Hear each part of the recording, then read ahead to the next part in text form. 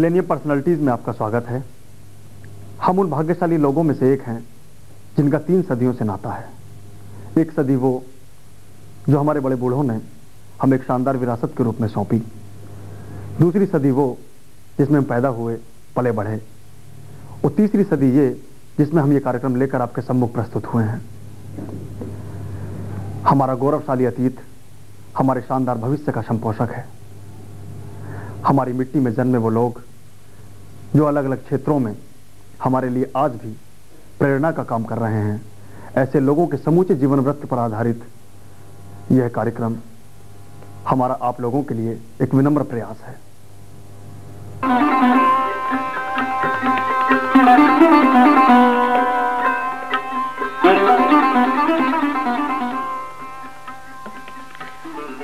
भारतीय राजनीति के शिखर पुरुष पूर्व प्रधानमंत्री स्वर्गीय चौधरी चरण सिंह का जीवन उत्तर प्रदेश के कण कण में समाया है। चौधरी साहब ने देश की राजनीति को 5 दशकों से भी अधिक समय तक प्रभावित किया।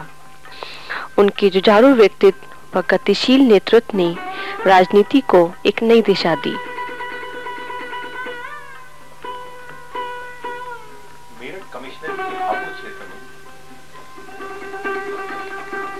मेरठ कमिश्नरी के हापुड़ क्षेत्र में बाबूगढ़ छावनी के पास स्थित गांव नूरपुर के एक साधारण किसान परिवार में 23 दिसंबर 1902 को चौधरी चरण सिंह का जन्म हुआ था। बचपन से ही चौधरी चरण सिंह ने किसानों, मजदूरों, गरीबों तथा समाज के दबे कुचले लोगों के दुख दर्द को काफी करीब से देखा तथा उसे दूर करने के लिए वे जीवन भर जूझते रहे।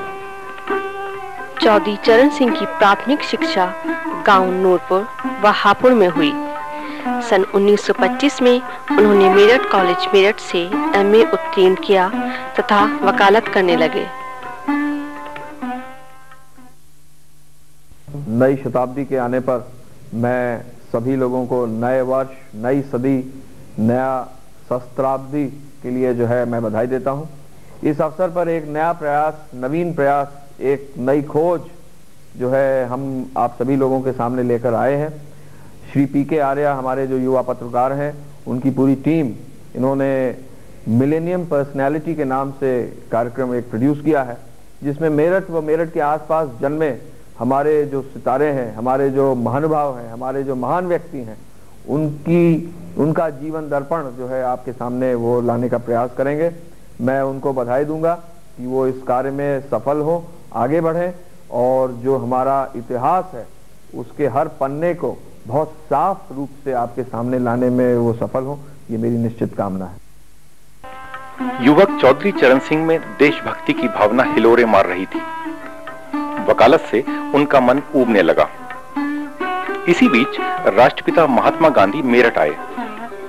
उन्हीं से प्रेरित होकर चौधरी चरण सिंह स्वतंत्रता आंदोलन में कूद पड़े। चौधरी साहब ने जो देश में किया है किसानों के लिए, जो उनकी ईमानदारी थी, जो उनका प्रशासकीय क्षमता थी और जो उन्होंने मुद्दे उठाए, एक उन्होंने एक अलग विचारधारा देश में, पॉलिटिकल पार्टीज तो बहुत हैं, लेकिन एक अलग विचारधारा उन्होंने देश के लिए दी, और जिसको अगर मैं एक वाक्य में कहना चाहूँ तो यही है कि देश की खुशहाली का रास्ता गांव के खेत और खलिहान से होकर गुजरता है। 1930 में चौधरी चरण सिंह ने नमक सत्याग्रह में जेल यात्रा की और यहीं से उनकी राजनीतिक यात्रा शुरू हुई। अंग्रेजों के अत्याचार तथा जेल की कष्टपूर्ण यातनाएं इस लौह पुरुष को डिगा नहीं सकी। वे देश के कोने कोने में जाकर आजादी के आंदोलनों में बढ़ चढ़कर हिस्सा लेने लगे। आर्य समाज के संस्थापक महर्षि दयानंद सरस्वती का उनके जीवन पर गहरा प्रभाव पड़ा। यही कारण था कि उन्होंने शुद्ध सात्विक जीवन यापन किया। चौधरी साहब छुआछूत, जात पात तथा भेदभाव के सख्त विरोधी थे।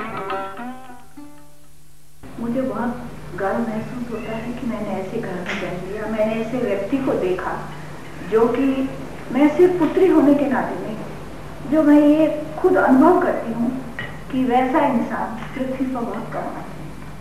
उनकी यादगारें ही रहेंगी, उनके आदर्श हम सिर्फ सुन ही सकेंगे कि ऐसे व्यक्ति भी हुआ करते थे। निष्प्राण राजनीति में चौधरी चरण सिंह की कभी आस्था नहीं रही। यही वजह रही कि वे निरंतर ऊंचाइयों के शिखर पर पहुंचते रहे। एक कुशल विधिवेत्ता, प्रखर आर्य समाजी, कृषि विशेषज्ञ एवं विचारवान चिंतक तथा सक्षम प्रशासक के रूप में वे सदैव जाने पहचाने जाते रहे। चौधरी साहब सामाजिक व राजनीतिक सुधार के प्रहरी बनकर क्रांति के अग्रदूत कहलाए। साहब भारत के ग्रामीण जन की आत्मा के प्रतीक रहे हैं। एक श्रेष्ठ गांधीवादी, एक श्रेष्ठ चिंतक, एक श्रेष्ठ अर्थशास्त्री, एक कुशल प्रशासक, सच्चे और ईमानदार, नैतिकता और सदाचार के प्रतीक जननेता। जितना भी उनके बारे में कहा जाए, व्यक्तिवाद से बहुत ऊंचे और इससे भी बड़ी प्रसन्नता का विषय, जैसा कि मेरा अपना निजी अनुभव उनके बारे में है। एक दो बार मुझे उनसे मिलने का अवसर मिला उनके जीवन के अंतिम प्रहर में। सरदार वल्लभ भाई पटेल की प्रतिमूर्ति। चौधरी चरण सिंह सन 1937 से 1977 तक लगातार 40 वर्षों तक एमएलए रहे और इस काल में उन्होंने उत्तर प्रदेश की राजनीति को अत्यधिक प्रभावित किया। वे मंत्रिमंडल में अनेक पदों पर तथा प्रदेश के मुख्यमंत्री भी रहे। अपने कार्यकाल में चौधरी चरण सिंह ने अनेक सुधारवादी कदम उठाए, जिनमें जमींदारी उन्मूलन, सहकारिता आंदोलन, कृषि का विकास, दलितों शोषितों के हितों की रक्षा, शिक्षण संस्थाओं से जाति सूचक का नाम हटाना आदि प्रमुख हैं। संबंध हम लोगों का बहुत गहरा था। तो 1973 में हम बिल्कुल उनके नजदीक आ गए, जब समाजवादी संयुक्त सोशलिस्ट पार्टी ने विलय भारतीय लोक दल के रूप में किया चौधरी साहब के नेतृत्व में। डॉक्टर राम मनोहर का स्वर्गवास हो गया था, तो समाजवादियों को भी कोई ऐसा नेता नहीं मिल रहा था जो गरीबों की, किसानों की, मजदूरों की बात करे, तो वो दिखाई दिए चौधरी साहब। लेकिन यह हमारा संबंध था वो चौधरी साहब से इसलिए हुआ था कि उनकी विचारधारा से चौधरी साहब ने लगातार गांव देहात और गरीब और किसान की बात कही और लगातार वो अपने इस सिद्धांत पर अड़े रहे कि देश तरक्की तभी कर सकता है जब हमारे देश के किसान मालदार हों, गांव देहात मालदार हों। उसी से उद्योग बढ़ेंगे और उसी से विदेशी आर्थिक गुलामी से हम बचेंगे। ईमानदारी व सच्चाई चौधरी चरण सिंह के व्यक्तित्व में कूट-कूट कर भरी थी। किसानों की समस्याओं के विषय में उनका मानना था कि एक ग्रामीण या किसान की समस्या का समाधान वही अधिकारी कर सकता है जो किसानों जैसी सोच रखता हो। चौधरी साहब देश की गरीबी और गरीब के बारे में हमेशा चिंतित रहे। आपके नज़दीक मैं 1957 में आया, जब वेरी कॉलेज में पढ़ता था BSc पार्ट फर्स्ट में, तो सबसे पहले सुनने का उनको मौका मिला मुझे। और उस वक्त उनकी स्पीच ये थी कि किस तरह से देश का विकास हो सकता है, और विकास का आधार गांव और किसान था, क्योंकि देश में 75% आदमी गांव में रहते हैं। जब तक कि गांव के रहने वालों का आर्थिक विकास नहीं होगा तो देश विकसित नहीं हो सकता, ये उनकी सोच थी। और उसी पर वो अंत तक यही कहते रहे कि मॉडल जो है वो गांव के विकास का मॉडल होगा तो देश तरक्की करेगा, अगर गांव के विकास का मॉडल नहीं होगा तो देश तरक्की नहीं करेगा। क्योंकि देश में ज़्यादातर लोग गांव में रहते हैं और गांव में भी वो खेती पर रहते हैं, खेती के साथ जो इतर लोग हैं वो भी उनका विकास हुए बिना गांव का विकास नहीं हो सकता। वर्ग है वो शहरों का है, और चाहे जुडिशरी हो, ब्यूरोक्रेसी हो, उद्योगपति हो, अंग्रेजी के बड़े बड़े अखबार हों, वो सब चौधरी चरण सिंह ऐसे जमीन से जुड़े, धरती को मजबूती से पकड़े हुए, धोती कुर्ता पहने हुए गांव की सीधी भाषा में बोलने वाले नेता को आत्मसात नहीं कर पाते थे। मुझे याद है कि चौधरी साहब जब प्रधानमंत्री बने और उन्होंने कहा कि वो कभी विदेश नहीं गए, और उन्होंने इस बात को बहुत गर्व के साथ कहा कि वो विदेश नहीं गए। इस बात पर कई अंग्रेजी के बड़े बड़े अखबारों ने टिप्पणी की कि मुल्क का प्रधानमंत्री एक ऐसा व्यक्ति बना है जो विदेश नहीं गया। चौधरी साहब ने जवाब दिया, मुझे याद है कि इस देश को का शासन करने के लिए एक ऐसे व्यक्ति की आवश्यकता है जो कि देश के गरीब, दुखी, दबे, पिछले, कुचले वर्ग की पीड़ा को जाने और समझे। एक ऐसे नेता की जरूरत है, ना कि ऐसे नेता की जरूरत है जो स्वदेश को तो न जाने लेकिन विदेश में घूमता रहता हो। तो उन्होंने बहुत सस्ता से बड़े जीवन की गूढ़ बात को रख दिया। चौधरी साहब का विचार था, भारत क्योंकि एक विशाल जनसंख्या वाला देश है, अतः यहाँ ऐसे उद्योगों को तरजीह दी जानी चाहिए जिससे ज्यादा से ज्यादा रोजगार प्राप्त हो सके। जाति प्रथा के वे घोर विरोधी थे तथा इसे वे समाज का कोण मानते थे। छात्र जीवन में वकालत के दौरान तथा तब जब वे उत्तर प्रदेश के मंत्री तथा मुख्यमंत्री रहे, उनका भोजन एक हरिजन युवक बनाता रहा। सन 1939 में कांग्रेस विधायक दल की बैठक में उन्होंने जातिवाद के विरुद्ध एक प्रस्ताव भी रखा। मैं तो कोई कहना ही नहीं है। यहाँ पे बहुत बड़े बड़े लोगों ने जन्म लिया, जैसे कि चौधरी चरण सिंह जी। इनके बारे में बड़ा उपवाद रहा कि जातिवाद के बारे में इनका आरोप लगाता है, पर मेरा इस पर कहना बिल्कुल अलग है, क्योंकि चौधरी साहब के साथ मेरे करीब 24 साल से उनका मेरा साथ है।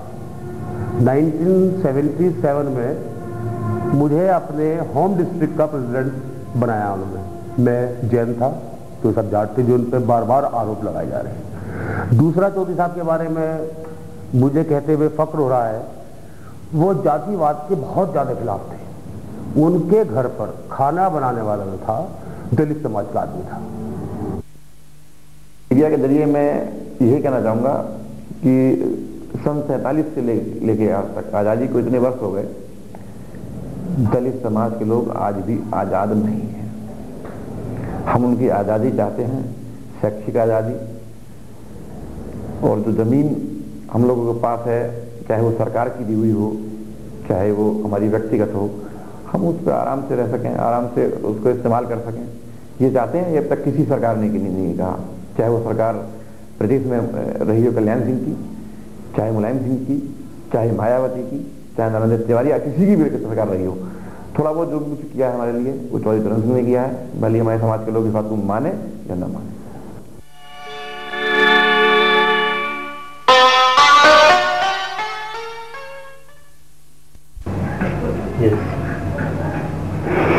अगर भारतीय दृष्टिकोण से इस मिलेनियम की उपलब्धि को देखें तो सबसे बड़ी उपलब्धि है हमारे देश की आज़ादी, जो इसी मिलेनियम में हमको मिली।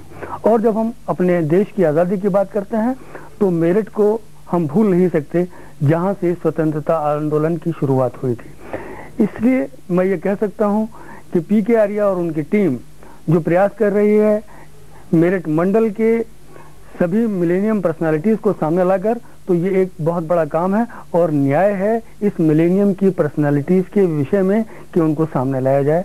आप इस कार्यक्रम को अवश्य देखें, इसलिए कि इसके माध्यम से उन हस्तियों को सामने लाने का प्रयास किया जा रहा है जिन्होंने इस देश की मिट्टी में जन्म लेकर इस संस्कृति के माध्यम से अपने इस देश को आगे बढ़ाने में जो योगदान दिया। धन्यवाद।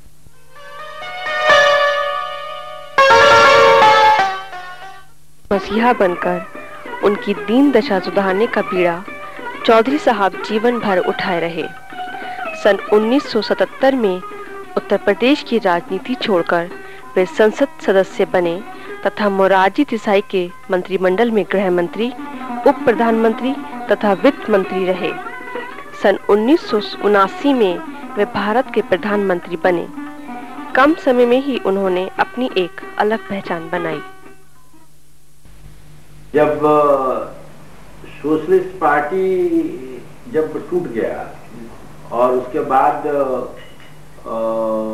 किसके साथ संबंध रखने के लिए कोशिश चला, तो हम और राजराम जी और दूसरे साथी तय किए कि समाजवादियों के निकटतम व्यक्ति नीति के लिहाज से, सिद्धांत के लिहाज से चौधरी चरण सिंह है।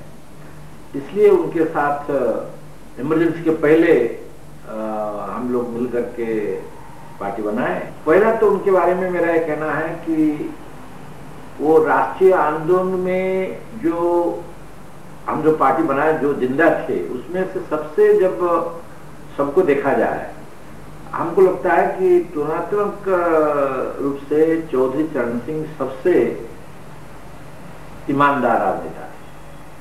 पुराने राष्ट्रीय आंदोलन में काम करने वाले ईमानदार राजनेता थे और उनका जो आर्थिक और सामाजिक नीति थी वो समाजवादी, खास करके डॉक्टर लोहिया जो समाजवाद का नेतृत्व कर रहे थे, उसके साथ उसका बहुत ही जिसको कहते हैं सामिप्य था। जब मैं पहली बार संसद में आया राज्यसभा के निर्वाचन कर, तो चौधरी चरण सिंह साहब से मिलने का मौका मिला है। जब वो चौधरी चरण सिंह को मंत्रिमंडल से हटाया गया तो मेरे दिल में आया कि क्यों हटाया गया। मैं उनसे मिलने गया पहली बार के बाद से मुझे उनसे मिलने का सिलसिला जारी रहा। हमेशा जाता था, बातचीत करता था और उसके बाद मुझे मोरारजी देसाई के पास जाने का मौका मिला। गया हूँ मैं मोरारजी से बोला हूँ कि आपने ये जो काम किया है ये ठीक नहीं किया है। तो मोरारजी बड़े जिद्दी आदमी थे, अपनी बात पर ले रहे थे। एक बार नहीं 4-5 बार गया मुसलसल यही कहते रहा कि ये ठीक नहीं हुआ है।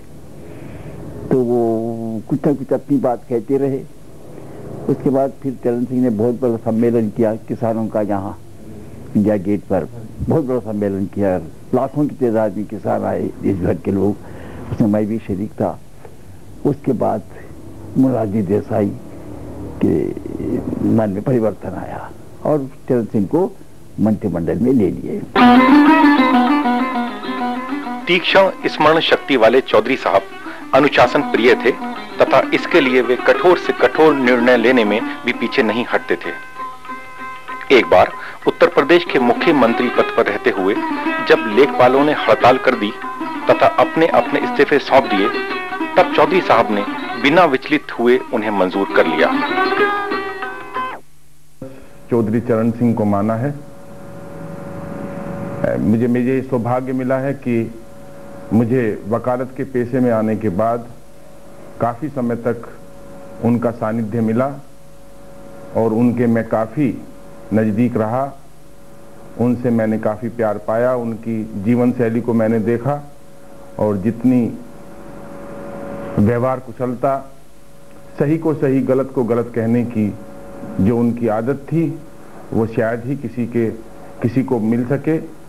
और इन सब से ऊपर उनमें तनिक भी अभिमान नहीं था और मैं कह सकता हूं कि एक ऐसे युग पुरुष वो हुए हैं कि जिनको जमाना हमेशा याद रखेगा। और मुझे ये भी सौभाग्य प्राप्त हुआ है कि जब मैं मेरठ बार एसोसिएशन का महासचिव था तो मैंने उनके पोर्ट्रेट का अनावरण मेरठ बार एसोसिएशन हॉल में कराया। चौधरी चरण सिंह गृह मंत्री थे तो उन्होंने एक महत्वपूर्ण कार्य किया। समाज के खासकर खेतीहर पिछड़ी जातियों के लिए सरकारी नौकरियों में आरक्षण हेतु मंडल आयोग का गठन। देश में चावल, चीनी, खांडसारी आदि की आवाजाही पर रोक हटाने के लिए उन्हें सदैव साहसी राजनेता के रूप में जाना जाता रहेगा। को देखते हुए क्या महसूस करते हैं? चौधरी साहब आज की राजनीति में चौधरी साहब का जो कहना था वो सबसे ज्यादा जायज है। अभी जैसे आरक्षण का सवाल चल रहा है, चौधरी चरण सिंह जी ने 1947 में पंडित नेहरू को चिट्ठी लिखी थी और कहा था, उसमें लिखा था कि आरक्षण 50% किसानों के लड़कों का और गांव के लड़कों का होना चाहिए। जब आरक्षण में जाति के आधार पर जब हरिजनों को दिया गया तो उन्होंने कहा कि गरीबों को मिलना चाहिए और किसान भी गरीब है, उसकी जोत छोटी होती जा रही है, गाँव में कोई काम नहीं है, पढ़ाई के साधन नहीं है, पढ़ाई के अच्छे स्कूल नहीं है, तो शहर वालों के मुकाबले गाँव पिछड़ रहा है। तो आरक्षण 50% गाँव के लोगों को मिलना चाहिए। अगर पंडित नेहरू उस वक्त चौधरी चरण सिंह जी की बात मान लेते तो आज ये जातियों के झगड़े ना होते। अपनी क्रांतिकारी तथा सुधारवादी विचारों को चौधरी साहब ने अनेक पुस्तकों में लेखबद्ध किया है। उनकी प्रसिद्ध पुस्तकों में नाइटमेयर ऑफ इंडिया, जातिवादी कौन, एबोलिशन ऑफ जमींदारी, भारत की भयावह आर्थिक स्थिति तथा Indian poverty and it's solution आदि प्रमुख हैं।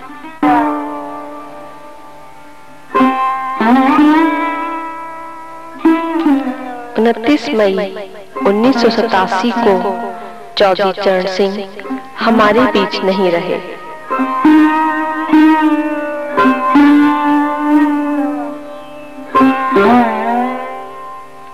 उनके स्वर्गवास पर भारत के पूर्व राष्ट्रपति वेंकटरमण ने कहा था कि असली मायने में चौधरी चरण सिंह किसानों के मसीहा थे।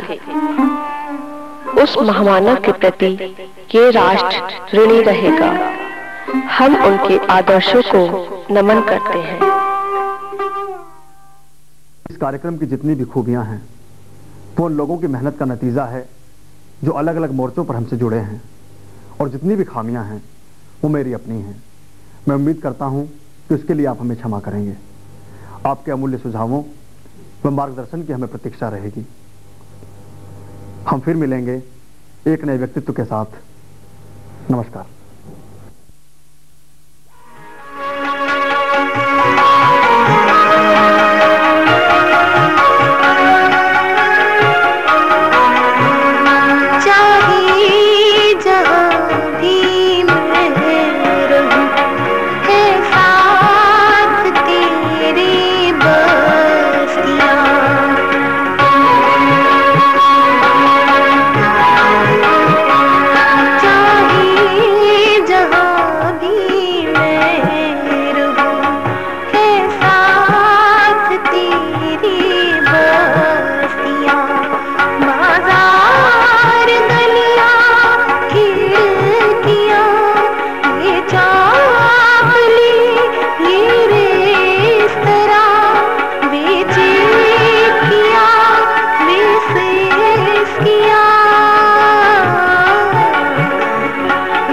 जी